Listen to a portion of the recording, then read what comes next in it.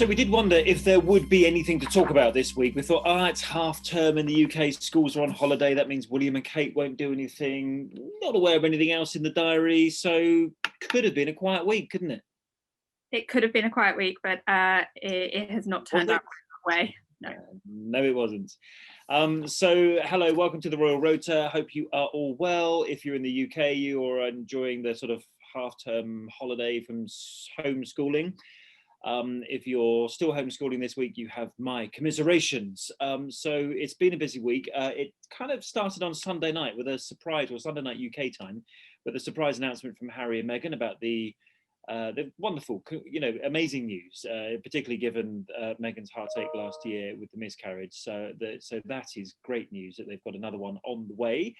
We broke the story about Oprah interview on Monday, then a couple of days news out of that, and then hey presto, the Duke of Edinburgh unfortunately ends up in hospital, and given he's 99, that became a bit of a news story itself, didn't it, Lizzie?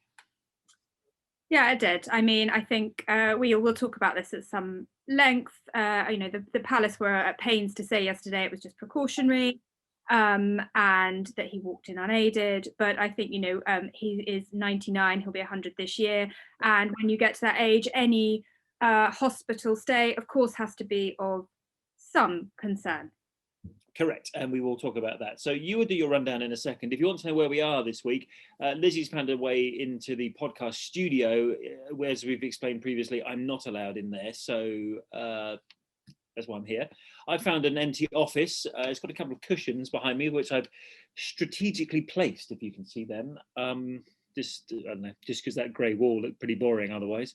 If you're, however, listening on a podcast and you are out running and you're on Apple or Spotify, then none of this means anything to you at all, because you can't see anything. So anyway, pointless. Shall we have a rundown, a Robinson's Royal rundown of the busy week that was? Yeah, so I'm going to start with the Duke of Edinburgh was admitted to hospital on Tuesday evening. And he is in there. We understand he was feeling unwell for a short period, so he was admitted on the advice of his doctor for observation and for rest. Harry and Meghan, big week for them in terms of announcements. We first on Sunday, as you said, got the announcement that Archie is going to be a big brother and they are expecting a baby. And then came the news that they have agreed to do a sit-down interview with chat show host Oprah, a 90-minute interview, a primetime special, nothing off limits. I mean, this is going to be a pretty big deal. Other things that have been going on this week, Prince Charles has been invited to Greece in late March, but he's only responded with a maybe because obviously coronavirus restrictions, and we can talk about why he has been invited. Camilla had a really important call last Friday. Well, we saw it last Friday, and it was to do with a new initiative to help those who are living through domestic abuse. It's a really important initiative that she has fully got behind. The Prince of Wales launched his half-term nature challenge to try and get families outside and in the great outdoors doing activities over half-term. And he recorded a message to voicing his concern about vaccine uptake in ethnic minority communities. So this is all part of the sort of royal family's drive to encourage people to get their vaccinations when they are called up. Right. Okay. So I've got everything there. I mean, there's quite a lot. So there is quite a lot, and I think the obvious place to start is obviously the Duke of Edinburgh. So we've been at the King Edward VII Hospital, where he was taken on. Let me get my days right. Tuesday night, he was taken there. The palace announced it on Wednesday. He's 99 years old. Anyone of that age is going to be carrying multiple reoccurring conditions of some description. That's pretty obvious. So whilst the palace were ruling out COVID, because clearly that's going to be the obvious question at a time like this, we don't know any other reason why he's in there other than that he walked in and he didn't go in an ambulance. Yeah, that's right. So we know that he travelled from Windsor Castle, where he's been staying during the lockdown with the Queen. He travelled from there to the King Edward VII Hospital in London, and he travelled by car. It wasn't described as an emergency admission, and he walked in unaided. And this followed a few days of him, or a short period of him, feeling unwell. And on the advice of his doctor, he was admitted to hospital for some observation and rest. And the Duke was said to be in good spirits. And I think, you know, as I said earlier, the palace was at pains yesterday not to cause panic and alarm. But of course, he is 99 and a half to be 100 in June. Yeah, and I think when they say no panic and no alarm, I think most newsrooms, certainly in the UK, go into some form of panic and alarm when they find out that the Duke has gone into hospital. You know, he's gone in there before, plenty of times, by the way, and come out again. We were last there in December 2019, just before Christmas. As you'll see from these pictures, this is him leaving that hospital stay. Again, it was about 5 days, wasn't it, Lizzie? And they didn't tell us why he was in there. They just said it was to do with a pre-existing condition. But as we've just been saying, he's probably got lots of pre-existing conditions at age 99. So that was the last time he was in there, and he walked out. And of course, the time before that was just before Harry and Meghan's wedding. Yeah, that was the hip replacement. And Yes. I think in, you know, 2020 in lockdown, we actually saw a fair amount of the Duke of Edinburgh. He, of course, retired back in 2017. And you know, so last summer we saw him out and about as he handed over his position as Colonel in Chief of the Rifles to. Yeah, worth having a look at those pictures now, actually, isn't it, as you talk, because they were, you know, he was pretty sprightly at that event. We were there, weren't we, in Windsor last summer. We were, yeah, and he wanted to do that engagement. He felt that he wanted to do something publicly. He really didn't need to do that. He's retired. He doesn't have to take part in public engagements. Last couple of times that I've seen him, he's absolutely ramrod back, hand behind his back, of course, dressed immaculately. I mean, he has a valet to help him with those things, of course, but he looks amazing. And you know, and until quite recently, of course, was still going out in all winds and weathers carriage driving, which was his great passion. And so, you know, he has always kept extremely fit over the years. He's a great example. And I think that shows, you know, just how he was feeling. He wanted to do it. He came out, he walked down the steps, he was meeting people, he's trademark jokes. I mean, he looked really well. And throughout last year, we also saw him. There were 3 official photographs released of him. There was Princess Beatrice's wedding. There was his 99th birthday when he was in the quadrangle with the Queen. And there was the 73rd wedding anniversary where they were looking at that lovely card from the little Cambridges. And he also last year released a rare message to key workers. I think that was back in April. So, you know, for a man that is retired and a man that is 99, we actually heard and saw from him a fair bit last year. Yeah, and I think, you know, as we've probably said this before, but at a time when there is a pandemic, at a time when, you know, the death toll in the UK is around the 120,000 mark, in the US, it was over 400,000, I think now. I mean, it is worth just pausing to say, why are we giving so much attention to one man going into hospital when lots of families would have experienced some very much more traumatic events than this? You know, but we're talking here, you know, people, whether you like the royal family or not. I mean, that's you know, anyone's choice. You can be a Republican, you could be a monarchist, but that's the system we have. And he has been the Queen's consort since 1952. They were married in 1947. He served in the Second World War with the Royal Navy. And I just think, you know, this man has shaped the monarchy, shaped British life, shaped the Duke of Edinburgh's award, shaped public perceptions to the environment and to the natural world. You know, as well as giving us plenty of things to talk about over the years with his jokes and gaffes and all the rest of it. So, you know, you sometimes have to explain why there is a lot of focus on this one man, and the fact he's in hospital makes news for those reasons, not to take anything away from, you know, all the difficulties that this country and other countries have faced over the last year.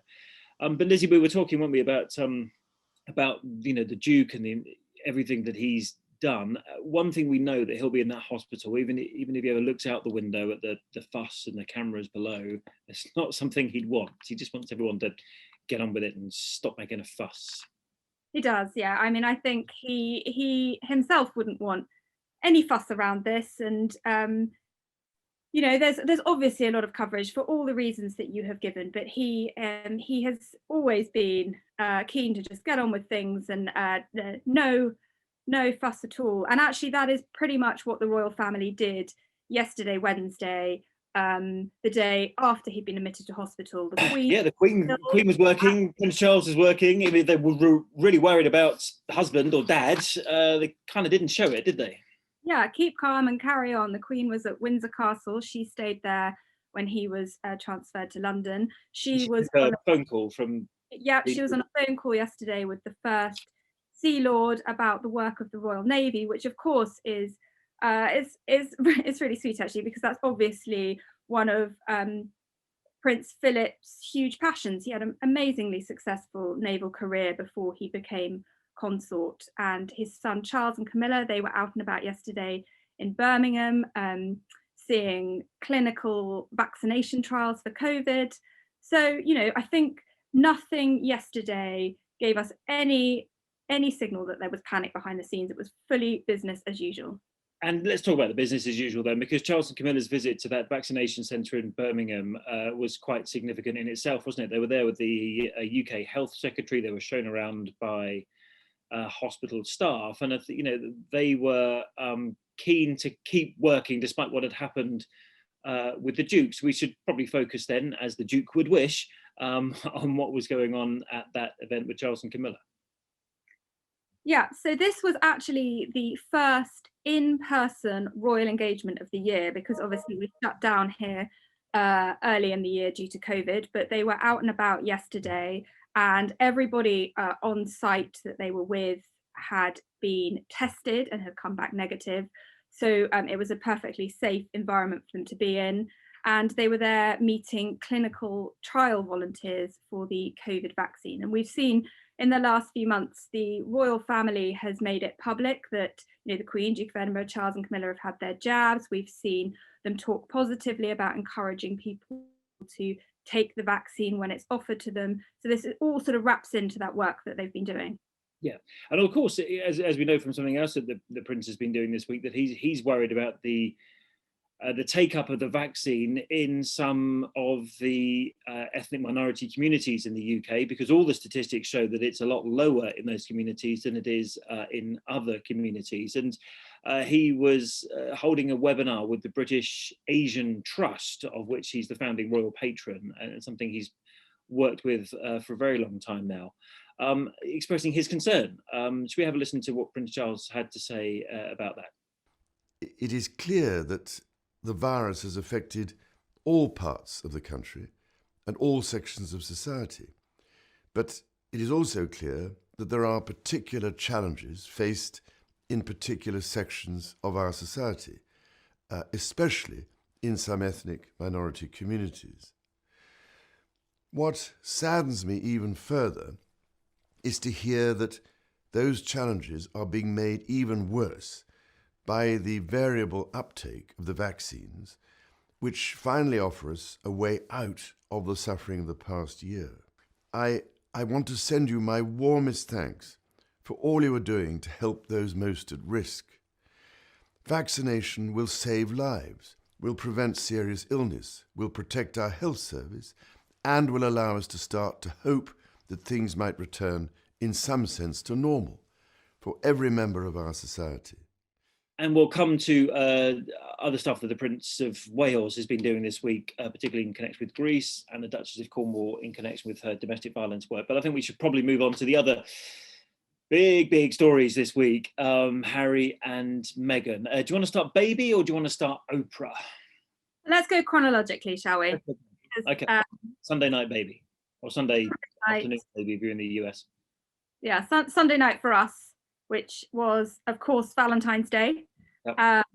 We had an announcement that they the announcement said, "We can confirm that Archie is going to be a big brother. The Duke and Duchess of Sussex are overjoyed to be expecting their second child." And this is really, really lovely news. Given photograph, let's just see the photograph, shall we? First, so again, I say this every week, but if you're watching this on YouTube, you'll be currently seeing this photograph. If you're not watching on YouTube, then you find all of these pictures on ITV News Royals on Instagram. So this picture, not you wouldn't call it formal, would you? And there's a story about the photographer who took it quite remarkably from remotely on an iPad. But equally someone that Meghan has known for some time and played a part in the two of them getting together. Yeah, this is remarkable, really. That so this is a friend and a photographer, Misan Harriman, and he took the photograph remotely on an iPad, which is just extraordinary, really. I don't really understand how that works, but he took a beautiful photograph, black and white, of them in Santa Barbara in the garden, and black and white, very informal. Harry's there without his shoes on. It's sort of not what we would talk about Harry's feet, wasn't there, this week? Talk about Harry's. I mean, if it's warm in Santa Barbara and you want to walk in the garden, you don't have to have shoes on. So why not have your feet out? Why not? And Misan tweeted.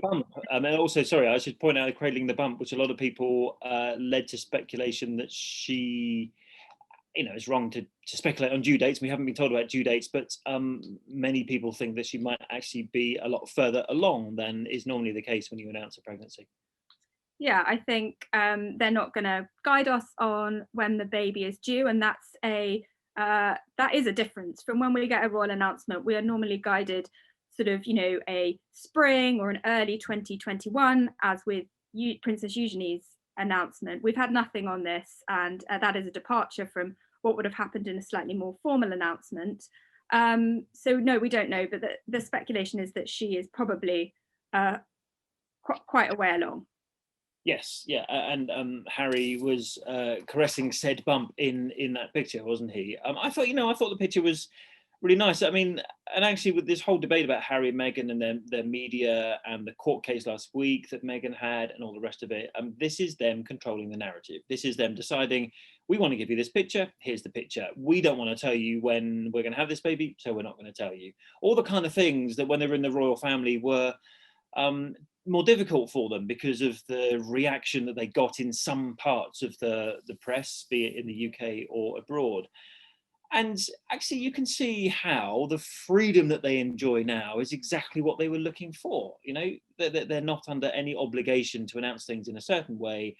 No one can expect them to stand on the steps of the hospital with the baby, claiming that we pay for your lifestyle through our taxes or whatever.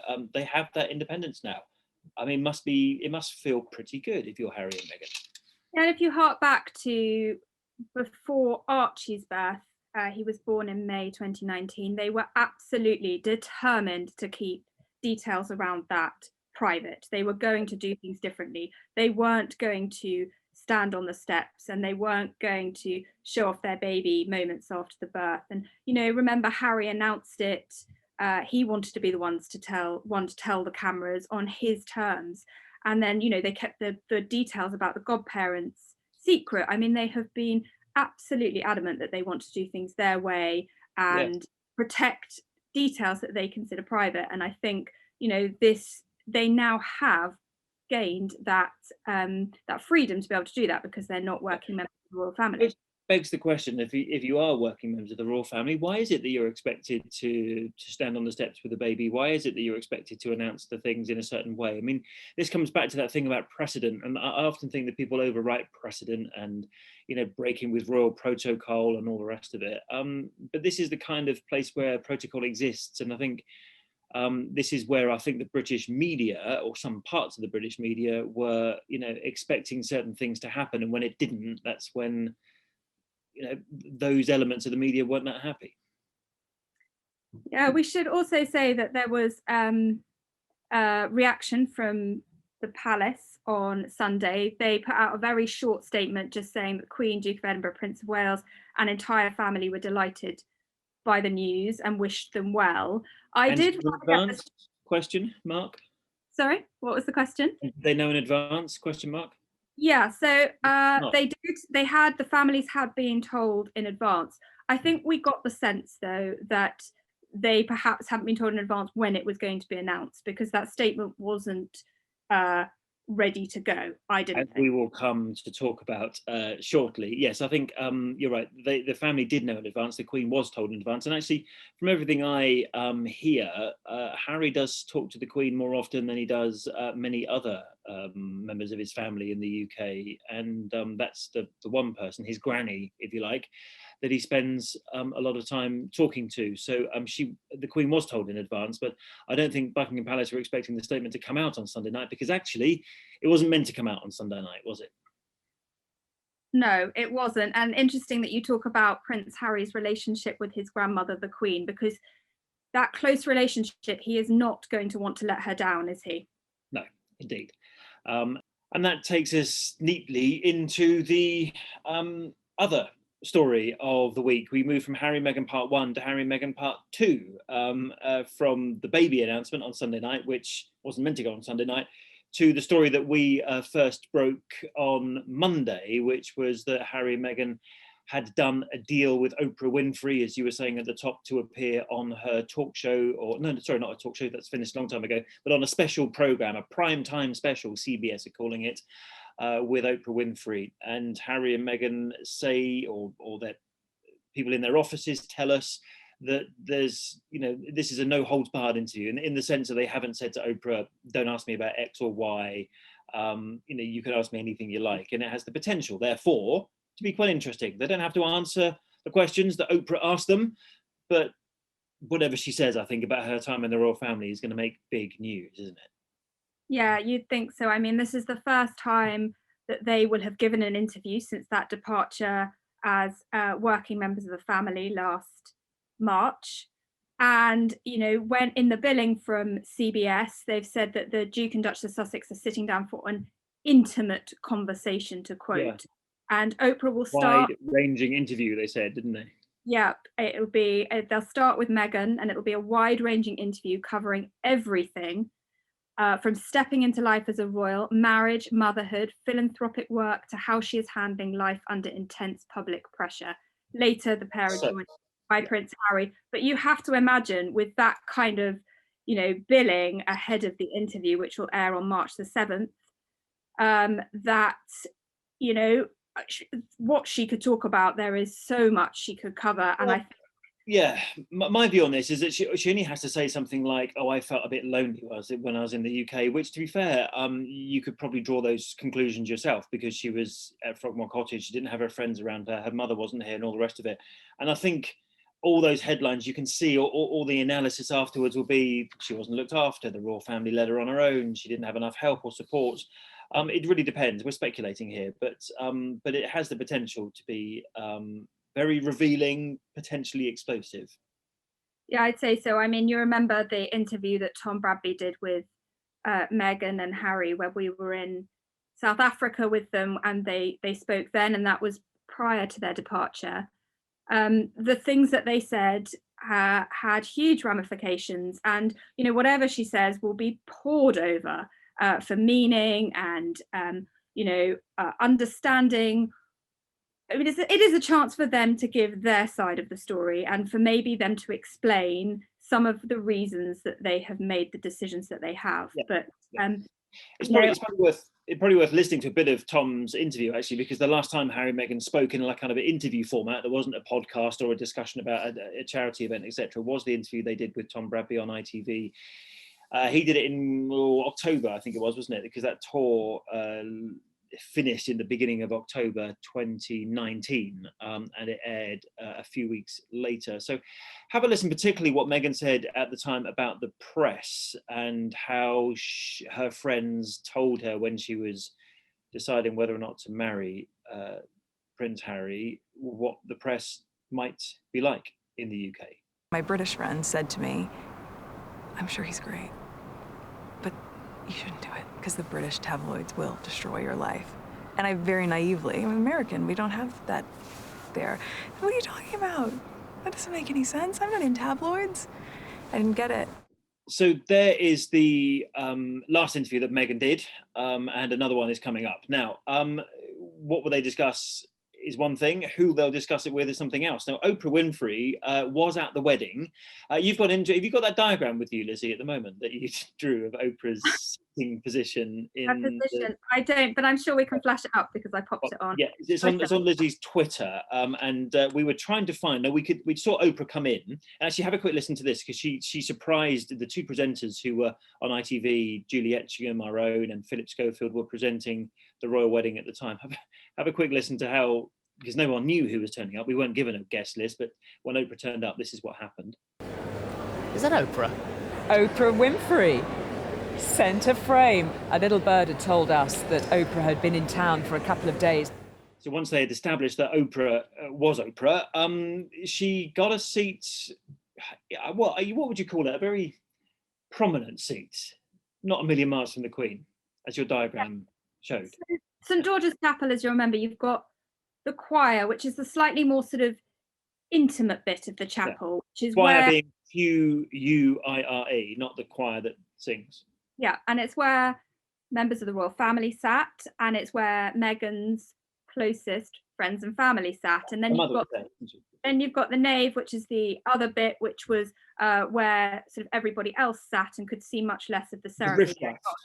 That's where the riffraff went. People like David Beckham or George. No, did George Mal Clooney? They got a seat quite near the. They were up in the slightly more intimate bit. So the less important people were at the back in the nave.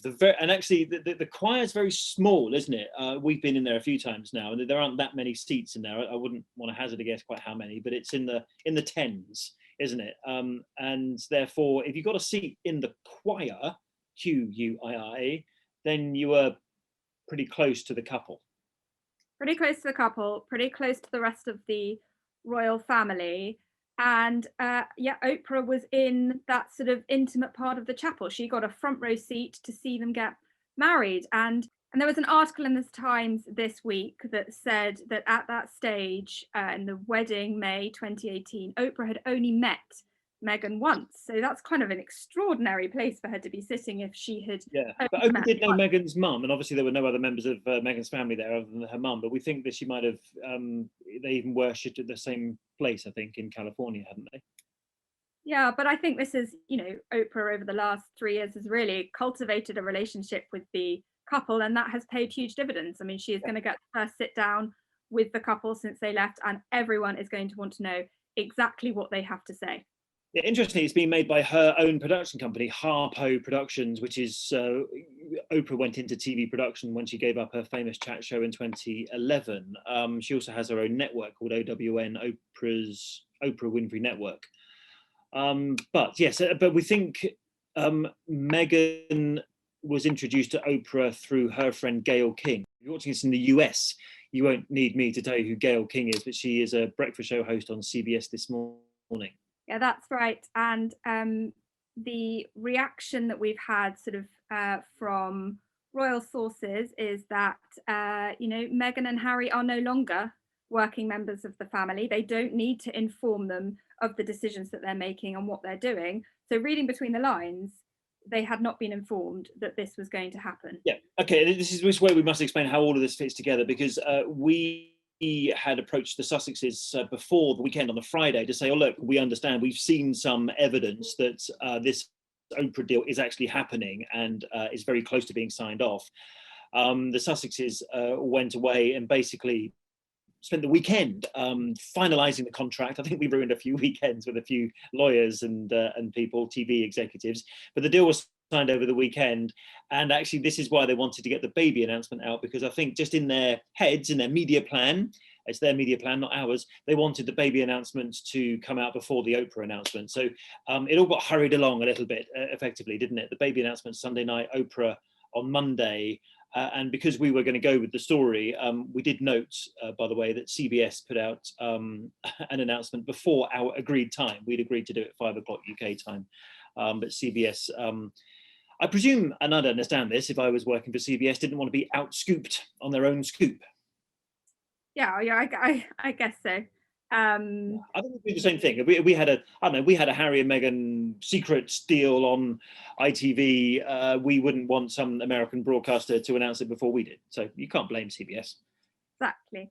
But there has been, in the wake of that, I mean, this has been covered extensively all week since the news was broken. And there has been a lot of chatter about what this means for Harry and Meghan going forward. We're still in the period, the sort of trial period since they left the family, and that is up for review at the end of March. Well, you said the end of March, I reckon they'll do it before the end of March, don't you? I think it'll all be brought forward in any case, because March is a whole month. You won't leave it till the 31st. And you know, some people might say Harry and Meghan have been stripped of their patronages or military titles that Harry once held when he was here. Others might just say, do you know what? Your life is in America now. You've clearly left your life in the UK. The initial plan might have been to spend half and half or whatever. That's clearly not happening. We know where Harry's life is. They know where their life is and where they want it to be. So why would you want to hold an honorary title for the British military if you're a resident of California? Because we know how much the military means to Prince Harry. Yeah, but but because of that, he might actually say, do you know what? I live in America now. The British Army was a massive part of my life, but I'm not the right person to keep that title now because of where my life is. I disagree. I think that Harry would want to keep them. The understanding is that Harry and Meghan have made it clear that they are committed to fulfilling their roles, their patronages, but equally the Queen made it quite clear that they can't have one foot in, one foot out, and you know it's not a deal where they can do both. And they've made it pretty clear over the last year what they want to do. You know, their life is in America. They've taken on big deals with Netflix, with Spotify. They're giving sit-down, wide-ranging tell-all interviews to Oprah Winfrey. I mean, it seems like, how can they possibly keep these roles? But having said that, would they like to? I think so, particularly for Harry. But it also means that there's the roles that the Queen doesn't have any control over at all. Like Harry is the founding patron of the Invictus Games, the tournament for the injured and sick and wounded veterans. That will continue. I'd imagine that Meghan's patronage of that animal welfare charity, the Mayhew, will continue, but the ones that probably will stop are the ones that were bestowed on her by the Queen, like the patronage of the National Theatre in London. I mean, how often do we think Meghan's going to be in London to go to the National Theatre to support its work? The answer to that is not very. I know, and that was quite a significant patronage to be bestowed on Meghan. It was passed on to her from the Queen after 45 years. Similarly, Prince Harry took on the role of Captain General of the Royal Marines from his grandfather, Prince Philip, that he'd held that for almost 65 years. You know, these are patronages that have been in the family and belonging to their grandparents for a really long time. And you know, I think they would have hoped when they were given them that they would have been able to take them forward. And it hasn't worked out like that. Let's see. I mean, our prediction is you'll get this decision before the end of March. Our prediction is that he'll probably won't keep his military titles or the patronages that the Queen bestowed on them as a couple, like presumably the Commonwealth youth ambassadors, that they hold that. One's president, one's vice president. Those kind of things. And yet I think Invictus Games stays, the Mayhew charity stays, Smart Works, the charity that Meghan got involved with, which helps women get back into the workplace, that stays as well. That's our prediction, yeah. Yeah, I would say that's a fair one. Private patronages stay, royal ones go. Okay, Harry and Meghan, done for now. So to news of a potential trip abroad. We haven't had many of these. We used to have them quite often, but we haven't had many of these, any of these since last, blimey, where did we go? Jerusalem last January, February time, perhaps? Yeah, more than a year ago now, when the royals haven't gone anywhere outside the UK. So potentially Prince Charles will be going to Greece to celebrate its, what, Lizzie? 200th anniversary. Also known as bicentennial. Remember we were in Canada once and they were celebrating something else, and 150th, wasn't it? And we couldn't. There was another word for that, anyway, can't think what that is.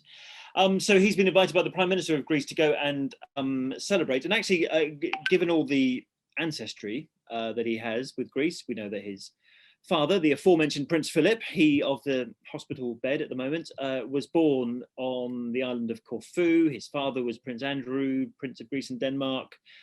His mother, Princess Battenberg, this is the Duke of Edinburgh's mother, by the way, not Prince Charles's, lived in Athens during the Second World War, shielded a Jewish family from the Nazis.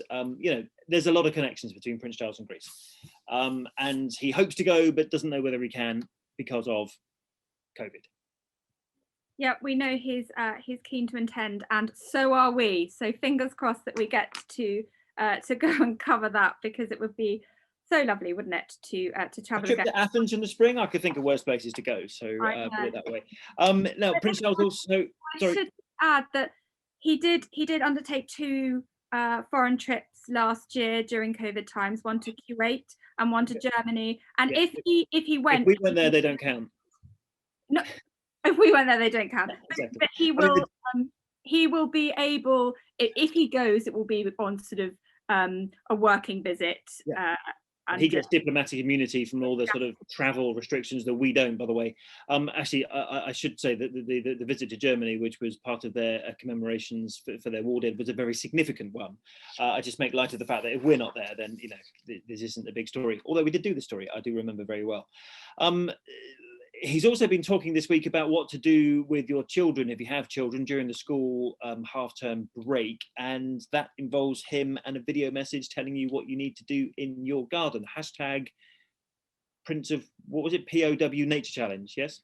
Yes. Yes, let's have a listen. Here's a challenge for you. While you have a little time off from all your online learning, can you encourage your family to go out with you to take a really close look at the wonderful things nature is now doing and how the same patterns occur over and over again? Some of the charities I'm involved with have put together a series of challenges for you to give you a proper break this half-term week. Take a look at the range of activities, and why not report back by posting your pictures of what you have discovered or all of the things you have made. See, for instance, how many birds you can spot. Plant the seeds left from cooking vegetables and see how long it takes them to sprout.